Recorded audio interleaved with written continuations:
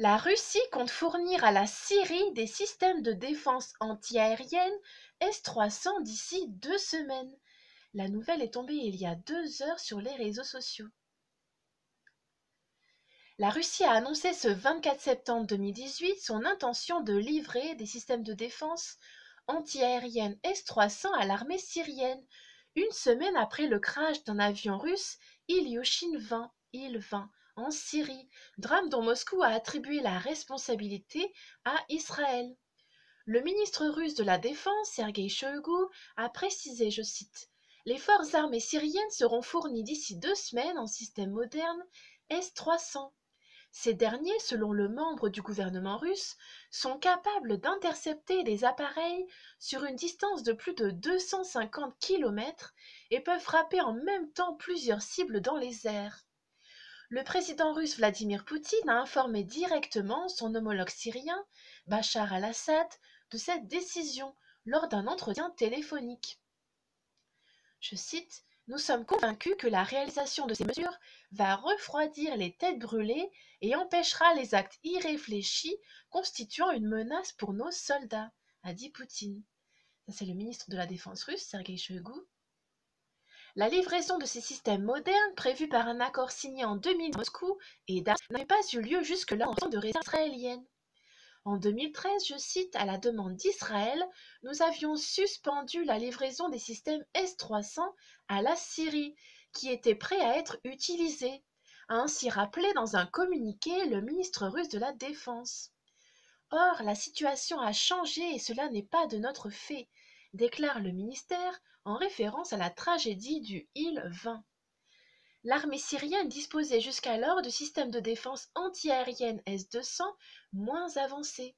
En outre, des S-300 opérés par l'armée russe sont déployés autour de la base navale russe de Tartus en Syrie, tandis que des S-400, encore plus modernes, sont déployés sur la base aérienne de Khmeimim. Je cite, nous sommes convaincus que la réalisation de ces mesures va refroidir les têtes brûlées et empêchera les actes irréfléchis constituant une menace pour nos soldats, a encore déclaré Sergueï Shoigu. Pour autant interrogé sur ses relations avec Israël, le Kremlin a assuré que la décision concernant les S-300 n'était pas dirigée contre un État en particulier. Le Kremlin a décidé que ce choix visait seulement à accroître la sécurité des forces militaires russes. Autre annonce, les communications de tout avion voulant frapper la Syrie depuis la mer Méditerranée seront dorénavant brouillées.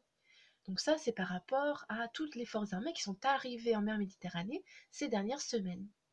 Je cite, la navigation par satellite, les radars de bord et les systèmes de communication de l'aviation militaire attaquant des cibles sur le territoire syrien seront supprimés dans des zones adjacentes à la Syrie en mer Méditerranée, selon le ministre russe de la Défense. Selon Moscou, la disparition de l'avion russe Ilyushin-20 le 17 septembre 2018 au soir, au-dessus de la Méditerranée, avec 15 membres d'équipage à son bord, résulte d'une succession de circonstances tragiques et un tir ami de la défense antiaérienne syrienne. La Russie considère néanmoins Israël comme responsable de ce drame. Ce 24 septembre encore, le Kremlin a expliqué la destruction de l'avion russe par les actions préméditées, je cite, des pilotes israéliens. La responsabilité dans la tragédie, je cite, incombe entièrement à l'armée de l'air israélienne, avait déjà conclu le porte-parole de la défense russe, Igor Konashenkov, lors de son compte-rendu des événements du 24 septembre.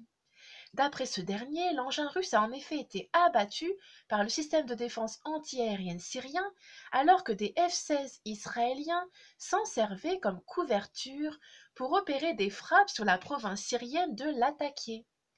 Selon Igor Konashenkov, l'armée israélienne n'avait pas transmis à son homologue russe les informations exactes concernant la localisation de ses avions et la nature de ses cibles. Tsahal aurait ainsi déclaré s'apprêter à frapper des sites industriels, je cite, dans le nord de la Syrie, avant de finalement réaliser des frappes dans la province de Latakia, à l'ouest du pays. Les informations trompeuses fournies par l'armée israélienne à propos des frappes israéliennes n'ont pas permis à l'avion russe Ilyushin-20 de se déplacer à temps vers une zone sûre, a analysé Igor Konashenkov. À plus.